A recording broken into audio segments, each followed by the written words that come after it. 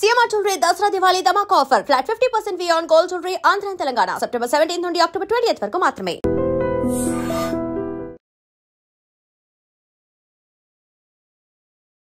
కానీ మీరు కుండ బద్దలు కొట్టి మొహమ్మీ చెప్పేస్తారని ఎప్పుడు మీకు శత్రువులు తయారు అవ్వలేదా? ఉన్నారు, కొంతమంది అవుతారు, కొంతమంది తిడతానే ఉంటారు, అప్పుడప్పుడు తిడతా ఉంటారు, నన్ను చంపేస్తా ఉన్నట్టు కూడా ఉన్నారు. ఉన్నారా? నడుస్తూ అంటే ఏ ఇష్యూలో సార్? ఏదో ఒక ఇష్యూలో వాళ్ళకి నచ్చని ఏదైనా చెప్తే కోపం వస్తుంది కదా. ఎవరు సార్? నేను దాసనారాయణరావు గారు, నేను కృష్ణ గారు భయంకరంగా పోట్లాడుకున్నాం. అవునా?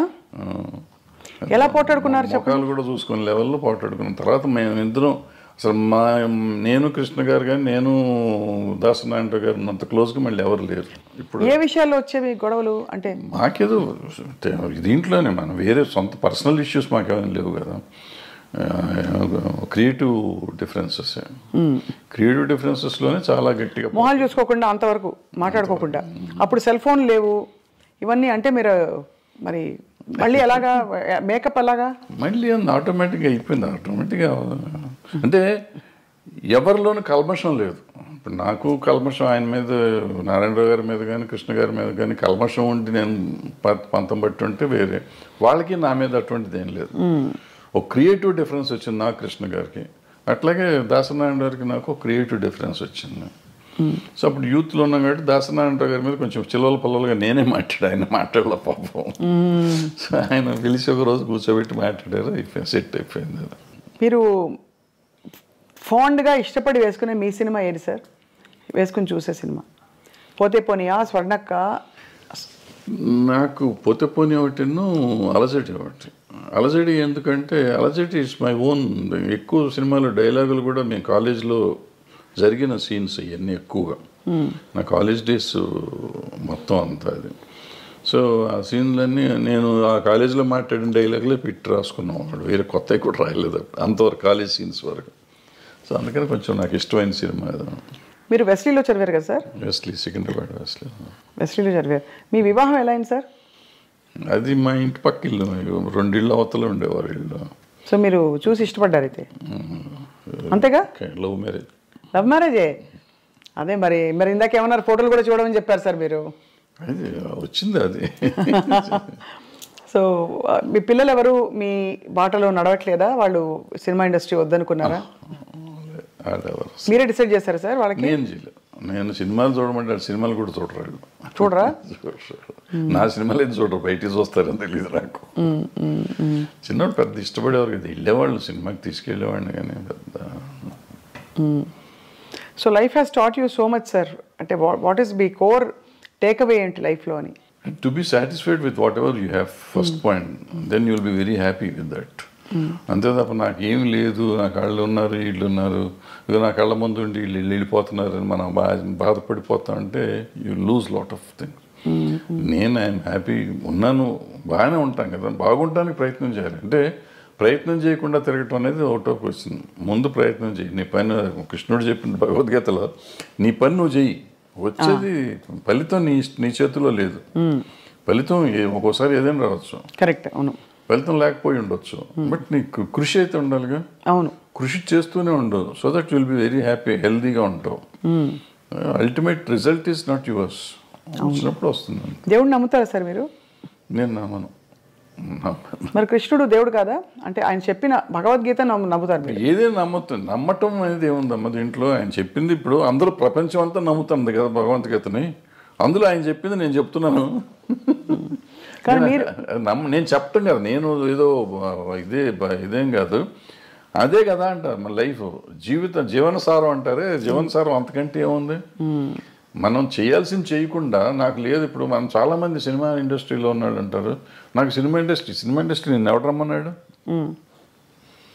నువ్వు యూ చూస్ యువర్ సెల్ఫ్. మీరు ఇక్కడికి వచ్చి దీన్ని కావాలని కోరుకుని ఏదో ఇస్తారంటే నువ్వు సాధించాలి. ఇప్పుడు చిరంజీవి గారు, ఎన్టీ రామారావు గారు, నాగేశ్వరరావు గారు వీళ్ళంతా సాధించి వాళ్ళు గొప్పవాళ్ళు అయ్యారు. చాలా కష్టపడి ఉంటారు కదా సార్. ఇంత వాళ్ళలాగా వాళ్ళు వచ్చేసింది, వాళ్ళకి అంత వచ్చింది, నాకెందుకు రాలేదంటే వాళ్ళలాగా నువ్వు ఏమైనా చేసావా? నువ్వు చేయలా. నువ్వు చేస్తే నీ పరిధికి ఎంత ఉందో అంత పరిధి నీకు వస్తానే ఉంది. నీ టాలెంట్కి సంబంధించి ఇప్పుడు నేనున్నానమ్మా, నేను సినిమాల్లో 1 వేషం వేసా, వేసి ప్రకాష్ రాజ్కి అంత ఇచ్చేస్తున్నారు, ఆడ పెట్టుకుని నన్ను ఎందుకు పెట్టుకోలేదంటే నాకు పర్సనాలిటీ ఉంది కదా, ఆయన యాక్టరు, ఇవాళ దేశాన్ని ప్రపంచంలోనే ఆయన పేరు చెప్పుకునే అంత గొప్ప యాక్టర్ అతను. అవును. అతనిలాగా నేనున్నాను, ఒడ్డు పొడుగున్నాను, డైరెక్ట్ చేశాను, 2 సినిమాలు యాక్ట్ చేశాను, ఆయన పెట్టుకుంటారు నన్ను పెట్టుకోరని ఏడిస్తే నా ఆరోగ్యం చెడుతుంది తప్ప ఏం రాదు, పోదు, నాకేం రాదు. సో దిస్ కంపారిజన్ కానీ లేదంటే అసలు మనం వేరే కానీ ఆలోచించకుండా మనం చేయాల్సింది చేసుకుంటూ పోతూనే ఉండాలి, వచ్చినప్పుడు వస్తుంది. సార్, తెలుగు ఫిల్మ్ ఛాంబర్ ప్రెసిడెంట్గా మీరు వ్యవహరించారు. మూవీ ఆర్టిస్ట్ అసోసియేషన్లో మూవీ ఆర్టిస్ట్ మెంబర్ కూడా కాదు, అంటే కాదు, బట్ జరుగుతున్న మార్పులు పరిణామాలు, ఆర్ యూ సాటిస్ఫైడ్ అంటే ఒక as a senior film technician? అంటే బేసిక్గా మనం అసలు మూవీ ఆర్టిస్ట్ అసోసియేషన్ అనే దాని గురించి పెద్దగా ఎక్కువ మాట్లాడుకోవటం అవసరం లేదు. ఎందుకంటే కంటే ఒక 800 మంది మెంబర్స్ దాంట్లో 200 మంది అసలు ఉన్నారో లేరో వాళ్ళకే తెలియదు. కానీ అంత ఢిల్లీ ఎలక్షన్ లెవెల్లో చేస్తారు కదా సార్, దాని ఊరికి చేసుకుంటారు, చేస్తారో అనవసరం, చేయాల్సిన అవసరం లేదు. అది ఈవెన్ ఛాంబర్ ఎలక్షన్ కూడా నేను మొన్న లాస్ట్ బిఫోర్ ఇయర్ ఎప్పుడు జరిగితే ఎందుకు చేస్తున్నారంటే దాన్ని పోయే కాలం వచ్చిందని తిట్టొచ్చారు, మీడియా ముందే తిట్టొచ్చాను ఆ రోజు. అంతే, మనకి ఏదో సరదాగా ఎలక్షన్ చేసుకోవాలి తప్ప ఈ దీంట్లో రూపాయి వచ్చేది లేదు ఎవరికి. ఫస్ట్ పాయింట్, మన టైం వేస్ట్. బట్ నువ్వు సర్వీస్ చేద్దామని వచ్చినప్పుడు డబ్బులు ఎందుకు ఖర్చు పెడతాం? నువ్వు చేసే సర్వీసే ఎక్కువ, సర్వీస్ చేస్తున్నావు, సర్వీస్ చేస్తానికి వచ్చి నువ్వు ₹1 కోటి ఖర్చు పెట్టి నువ్వు వస్తే నీ మోటివ్ ఏంటి? నీ మోటివ్ సర్వీస్ మోటివ్ కాదు. ఇంకా పవర్ వల్ల వచ్చేది కూడా ఏం లేదు. ఏముంటాం పవర్ వల్ల? మ్యాక్సిమం ఎప్పుడన్నా చీఫ్ మినిస్టర్ ఇంకోళ్ళు పిలిస్తే మీటింగులకు పిలిచినప్పుడు వెళ్ళి కూర్చుంటే ఏమిస్తారు అక్కడ, అటుకులను జీడిపప్పు ఇస్తారు, అంతే, ఒక కప్పు కాఫీ ఇస్తారు. దానికోసం నువ్వు తాపత్రయపడతావు ఎందుకు? అంటే ఆల్రెడీ నీకు ఆ వాల్యూ ఉంది. నిన్ను ముఖ్యమంత్రి గారు పిలిచే లెవెల్ మీరు ఉన్నారు, ఆల్రెడీ పెరిగే ఉన్నారు. ఇవాళ దానికోసం కొట్టుకోవాల్సిన అవసరం లేదు కదా, ఏ పిచ్చి పనులు అంత. సో అయితే అదే, బట్ వివాదాలు మాత్రం వారానికి ఒకటి వస్తుంది. Jani master issue, Raj Tarun Lavanya issue, అవన్నీ ఇప్పుడమ్మా ఇంతమంది ఉన్న ఇండస్ట్రీలో ఇష్యూస్ ఉంటాయి. ఆ ఇష్యూని మనం సీరియస్గా తీసుకోకపోవటం అనేది మనం ఆలోచించుకోవాలి. ఏదో ఉంటాయి, ఉన్నప్పుడు దానికి పెట్టుకోవటం. సార్, మోహన్ బాబు గారి ఇంట్లో జరిగిన తగాదాలు ఏవైతేనా మీరు ఒక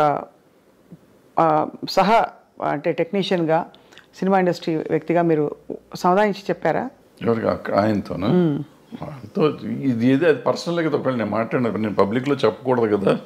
ఇప్పుడు నేను నిజంగా వాళ్ళ వెల్విషర్ని అయితే ఒకవేళ నేను వెళ్ళి అక్కడ ఏళ్ళు పెట్టానా లేదా అని తర్వాత సంగతి. పెట్టుంటే అక్కడ ఏం జరిగింది ఇక్కడికి వచ్చి ఏం జరిగింది కాదు సార్, బట్ అసలు అంటే అది బాగా బహిరంగంగా అయిపోయింది కదా, మీ వాళ్ళే మీడియాకి వచ్చారు. ఇప్పుడు వాళ్ళు బహిరంగంగా ఉన్నారు, నేను బహిరంగంగా ఉండకూడదు. నేనని కాదు, ఎవరైనా కానీ, ఎవరు ఇంటర్ఫియర్ అయినా కానీ, ఇంటర్ఫియర్ అయిన వాళ్ళు బయటకు వచ్చి ఇట్ట జరిగిందని చెప్తే ఇక వాళ్ళు పెద్ద మనిషి ఎట్ అవుతారు వాళ్ళు. ఫస్ట్ పాయింట్ అది తప్పు. రెండోది అటువంటివి జరగటం విచారకరం. అందులో మన వాళ్ళు కావాల్సిన వాళ్ళు, పిల్లలు మంచివాళ్ళు, తండ్రి మంచివాడు, ఈ రకాల సమస్య ఎందుకు వచ్చిందని నాకైతే అర్థం కాలేదు. నాతో అందరూ బాగుంటారు, 4-3 పిల్లలు బాగుంటారు, ఆయన బాగుంటారు, మోహన్ బాబు గారు బాగుంటారు, అందరూ వెరీ నైస్ పీపుల్, చాలా మర్యాదగా నాతో చాలా అంకుల్ అంటారు పిల్లలు. ఆయన తమ్ముడు అంటూ ఉంటాడు. వాళ్ళ ఇంట్లో అట్లా జరిగిందంటే నాకు నిజంగా బాధగా ఉంది. I just really wanted to go and speak, but ఏమో ఎందుకు డెలికసీస్ వాళ్ళవి మనకి ఎందుకని నేను అడగలేదు. మొత్తానికి సార్ అయితే ఇప్పుడు అంటే there is a lot of turmoil going on around అనిపిస్తుంది సమాజం చూస్తుంటేనే.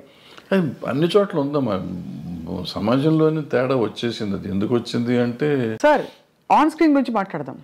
మనకి ఎక్కడో ఇన్ పోర్ట్రేయింగ్ విమెన్, అంటే విమెన్ ఇష్యూస్ మీద మీరు బాగా స్పందిస్తూ మాట్లాడుతూ వచ్చారు కాబట్టి, స్క్రీన్ మీద కూడా మొన్నటి డాకు మహారాజ్ సినిమాలో పాట కూడా విమర్శకి గురైంది కొంత.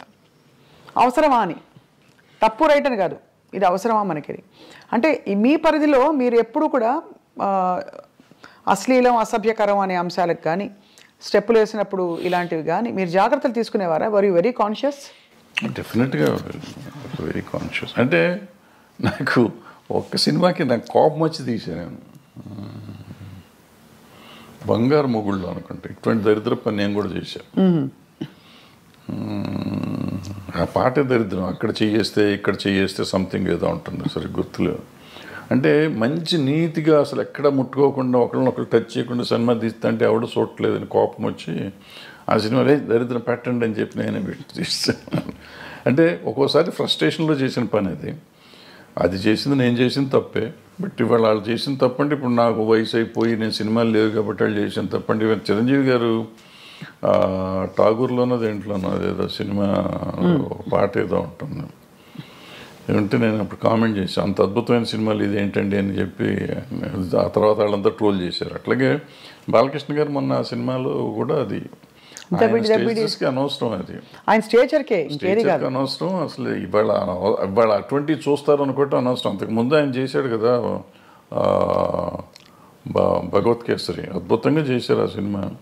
అఖండ అద్భుతంగా చేశారు. అమ్మాయి కనపడకుండానే సినిమాలు ఆడుతుంటే ఆయనకి ఎందుకు ఇది, దీనికోసం ఎవరిని వస్తారా, ఎన్ని టికెట్లు దిగుతాయి, ఊరికి కాంట్రవర్సీ తప్పించి. అందులో ఆయన ఎమ్మెల్యే, పొలిటీషియన్, అందుకనే కదా సార్ ఇన్ని ఉండగా ఆయనకి అటువంటిది ఆయనే రిజెక్ట్ చేసి ఉంటే పోయేది. లేదు చేసేసి ప్రొడ్యూసర్లు అడిగారు, డైరెక్టర్లు అడిగారు, డాన్స్ మాస్టర్ అడిగాడు, ఏదో వాళ్ళ గోల మనకెందుకు. కరెక్టే సార్. అంటే ఎంటర్టైన్మెంట్ ప్రపంచమే విస్తరించింది బాగా. నెట్ఫ్లిక్స్లో ఇంట్లోనే మనకి ఫారిన్ అయితే ఎన్నెన్నో రకరకాలు అన్నీ వచ్చినాక అసలు బేసిక్గా ఓటీటీ వచ్చిన తర్వాతమ్మా ఏది తప్పు ఏది ఒప్పు అనేది లేకుండా సెన్సర్ వాళ్ళు కూడా వదిలేస్తున్నారు ఇవన్నీ పట్టించుకోకుండా. నాకు రౌడీ అన్నయ్యలోనో దేంట్లోనో ఒక సాంగ్ చేస్తా ఈ రంభక వరకు మిడీ లాగా ఉంటుంది ఇక్కడ దాకా. ఓ సాంగ్లో తిరుగుతా ఉంటే కొంచెం లేస్తుంది.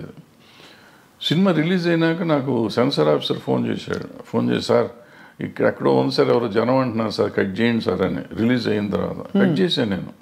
జస్ట్ ఊరికే మిడి ఇక్కడ ఉంది, అది గాలికి ఎగిరింది, వెళ్తే ఇంతవరకు ఎక్స్పోజ్ అయింది. నేటి దౌర్జన్యం అనే సినిమాలో ఒక సాంగ్లో వాణి విశ్వనాథ్ గారికి స్విమ్మింగ్ సూట్ వేసా, ఒక బిట్ వేస్తే సెన్సార్ కట్ చేశారు. అదే టైంలో బొబ్బిలి రాజాలో ఆమె సినిమా అంతా చొక్కా వేసుకుని కింద ఏమి లేకుండా దివ్యభారతి అది ఫుల్ సినిమా వదిలిపెట్టారు. నాకు ఒక బిట్టు ఏంటంటే దాంట్లో వదిలేరు కదండి అంటే, ఆ సినిమా అంతా దాని మీద ఉంది, నీ సినిమా అది లేదు కదా, ఎందుకు నువ్వు చేయాలంటారు. అదే అంటే నేను ఫైట్ చేసి ఉంటే నాకు వదిలిపెట్టేవారేమో. ఎందుకు దానివల్ల సినిమా ఆడదని నాకు తెలుసు, ఎందుకు తీసాను నాకు తెలియదు. ఆ రోజు తీసాం అంటే డ్రెస్ చేంజ్లు కావాలంటే సరే తీద్దాంలే అనిపించి తీసాను నేను, కాదన్నారు తీసాం. అదే అంటే ఎక్కడో అక్కడ మరి ఈ అంశం తెరపైకి వస్తూనే ఉంది, ఈ ఎక్స్పోజింగ్ ఎంతవరకు ఉండాలి ఏమిటని. కానీ ఇప్పుడు బాగా టేస్ట్లు మారిపోయాయి సార్. బయట సమాజంలోనే అట్లా తిరుగుతున్నారు కదా. ఇప్పుడు మనం అంటాం ఎక్స్పోజింగ్ అంత బాగా ఎక్కువైపోయింది అంటాం. బయట వాళ్ళ పార్టీలకు వెళ్తే, పబ్బుల్లోకి వెళ్తే మీకు అంతకంటే భయంకరంగా ఉంటున్నారు ఆడపిల్లలు. బట్ అది వాళ్ళ ఇష్టం, మనం ఎవరో అడుగుతానికి, హూ ఆర్ యూ టాస్క్, నా కంఫర్ట్ నాది అంటున్నారు. సో ఇప్పుడు మన ఈక్వల్ రైటే కాకుండా నిజంగా కూడా వాళ్ళ కంఫర్ట్, నా ఇష్టం వచ్చిన బట్టలు నేను వేసుకున్నప్పుడు ఆడపిల్లల బట్టలు ఇష్టం వచ్చిన ఆడపిల్లలు ఎందుకు వేసుకోకూడదు. ఈ కొంతమంది ఏమంటారంటే నువ్వు అటు వేయటం వల్లే కదా ఇది జరిగింది, వేయటం వల్ల జరగటం నిన్ను కంట్రోల్ చేసుకోవాల్సిన బాధ్యత నీకు ఉంది కదా. అవును, ఈ సమాజంలో ఉంటే నేను చూసి నేను ఆ అమ్మాయిని చూడగా నాకు ఏదో అయ్యింది అనేది ఆన్సర్ కాదు. బోస్ గారు కరెక్ట్గా రాశారు, you have to control your self. Correct. అంటే కోకా కడితే కొరకొరమంటూ చూస్తారు, పొట్టి గౌను వేస్తే పట్టి చూస్తారు. అది అంటే ఇంచుమించు మీరు అన్నట్టు అది అనాదిగా అది సృష్టిలో ఉండే ఒక వైపరీత్యం అలా కొనసాగుతుంది. అంటే సినిమా ఇండస్ట్రీ పాపం ఫోకస్లోకి వచ్చింది. కానీ అది సార్ మరొక అంశం, మీరు తెరపైకి చాలాసార్లు వచ్చి మాట్లాడారు, ఈ డ్రగ్స్ ఇష్యూ కూడా, ఇలాంటి కాంట్రవర్సీలు ఇవి బాగా, అంటే drugs because of the free money, easy money అందుబాటులో ఎక్కువగా ఉన్నది చిత్ర పరిశ్రమలో. లేదు మీరు అన్నట్టుగా పొలిటీషియన్స్, బిజినెస్ మ్యాగ్నెట్స్ వాళ్ళ ఫ్యామిలీస్లో. కాబట్టి దీనివల్ల ఎలా ఖర్చు పెట్టాలో తెలియక ఈ డ్రగ్స్ వీటి అలవాట్లు బారిన పడతారని చెప్పి కొంతమంది ఎవరో చెప్పారు, గ్లామర్ కోసం తీసుకుంటారని. Is that true sir? అసలు ఫస్ట్ పాయింట్ నువ్వు చెప్పిందంటే నేను ఏకీభవించను. ఇదేంటంటే సినిమా ఇండస్ట్రీలో డబ్బు చాలా ఎక్కువ ఉంటుంది అనేది నమ్మన్నాను. అసలు సినిమా ఇండస్ట్రీలో వచ్చే కొంతమంది దగ్గర డబ్బులు వస్తే బాగుంటుంది. చాలామంది 80% మధ్య వాళ్ళు డే టు డే ఎక్స్పెన్సెస్ కూడా ఎత్తుకునే బ్యాచ్ ఉంటారు. ఓ 10% ఉంటారు నువ్వు చెప్పిన డబ్బులు ఎక్కువ ఉన్న వాళ్ళు ఉంటారు. కొంతమంది ఎడిక్ట్స్ అవుతారు. ఇప్పుడు మన స్కూల్లో పిల్లలు ఉంటున్నారు, స్కూల్లో పిల్లలు దే ఆర్ ఎడిక్ట్స్ నౌ. వాళ్ళకి ఇది ఈ డ్రగ్ కొనే డబ్బులు లేకపోతే వైట్నర్ ఉంటుంది కదా, వైట్నర్ తినేసి దాన్ని అలవాటు చేసుకుంటున్నారు. ఈవెన్ రైల్వే కూలీలు అలవాటు చేసుకుంటున్నారు అటువంటి. సో ఇవన్నిటికీ ఏంటంటే వాటిని అరికట్టే మార్గం మనం ఎత్తుకోవాలి. సో డబ్బు ఉంటే వస్తారు, డబ్బు ఉన్న వాళ్ళే చెడ్డవాళ్ళు, డబ్బు లేని వాళ్ళు మంచివాళ్ళు అనే శాస్త్రం ఎక్కడ లేదు. ఈ దురలవాట్లు అనేవి డబ్బు ఉన్నా లేకపోయినా అవుతుంది. సో ఈ అలవాటుని అరికడతాం ఎట్లా అనేది మనం ముందు ఆలోచిస్తాం. అంటే ఈ డబ్బుని దానికి లింక్ చేయకూడదు ఫస్ట్. అవును, దురలవాటుకి డబ్బుకి లింక్ చేయకూడదు. వ్యసనం అనేది డబ్బుతో రాదు, వ్యసనం నేచర్తో వస్తుంది. సో నేచర్ని కంట్రోల్ చేయాల్సిన బాధ్యత, నేచర్లో ఉన్న దీన్ని వ్యసనాన్ని కంట్రోల్ చేయాల్సిన బాధ్యత తల్లిదండ్రులకో లేకపోతే ఫ్రెండ్స్కో తీసుకోవాలి బాధ్యత. ప్లస్ మనం పర్సనల్గా పెరుగుతున్న కొద్దీ చేసుకోవాలి. అదేనో మీరు చెప్పినట్టు ఏదో అదేది అందం కోసం మనం ఈ తీసుకుంటారు అనేది నాకు కరెక్ట్ కాదు. అంటే స్టెరాయిడ్స్ చేస్తారు, కండలు కనపడటం కోసం స్టెరాయిడ్స్ తీసుకుంటారు అంటారు. అది కూడా ఎఫెక్ట్ చేస్తుంది, అది కరెక్ట్ కాదు, తీసుకోవటం కరెక్ట్ కాదు. కానీ అంటే డెఫినెట్గా మీరు అన్నట్టు ఒక వాతావరణం అయితే ఖచ్చితంగా ఒక ఫ్రీ వాతావరణం అయితే కొన్ని పరిశ్రమల్లో ఎక్కువ కనిపిస్తుంది. లైక్ ఉంది అన్ని చోట్ల, కాలేజెస్ దగ్గర అమ్ముతున్నారు, స్కూల్స్ దగ్గర అమ్ముతున్నారు, పబ్బుల్లో అమ్ముతున్నారు, ఎక్కడ పడితే అక్కడే అమ్ముతున్నారు తీసుకొచ్చి. సార్ మీరు డబ్బులతో కాదని చెప్పారు, ఆ రోజువారీ సర్వైవల్కే చూస్తున్న వాళ్ళు కూడా చాలా మంది ఉన్నారు ఇండస్ట్రీలో. సార్ సూరి సినిమా టైంలో మీరు ఇబ్బంది పడ్డారా డబ్బులకి? నేను సినిమా తీసిన ప్రతి సినిమాకి ఇబ్బంది పడతాను, దీనికి ఇబ్బంది పడలేదు. మీరు ఎప్పుడు అంటే I never seen you lavish, ఎవరు మిమ్మల్ని అలా చూడలేదు. అది మీ చాయిసా మీ పరిస్థితే? చాయిస్ ఉంది. ఇప్పుడు ఏదైనా సినిమాలో డబ్బులు వచ్చి ఉంటే డెఫినెట్గా దీనికి వాడుకుంటాం కదా. నా ఎక్సెప్ట్ స్వర్ణక్క నాకేమైందంటే బై ద టైం నేను కొద్దిగా రీజనబుల్గా డబ్బులు సంపాదించే సినిమాలు వచ్చేటప్పటికి నాకు బ్యాక్లాగులు ఉంటావచ్చు. ఆ బ్యాక్లాగులు తొలగించుకుంటూ రావటానికి సో ఇప్పుడు కంఫర్ట్ జోన్లోకి రాలేకపోయాను. నిజంగా చెప్పాలంటే లాస్ట్ 2-3 years నుంచి నేను కంఫర్ట్ జోన్లో ఉన్నా.